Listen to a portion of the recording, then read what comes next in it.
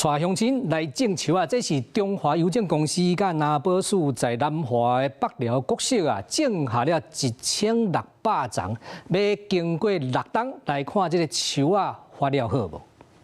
中華郵政為着支持永續發展，今仔日甲南寶署佇咧南華北寮國小啟動種樹的儀式，種1600叢的樹栽。那我們希望說，為我們的環境永續、生態保育啊，還有我們2050淨碳排能夠盡萬力。活動的現場，佫安排未來培訓的競批儀式，互北寮國小的畢業生寫批互6年了後的家己，深化郵政甲在地社區的感情。我們請嘉義大學哈特別協助哈，來做整個這個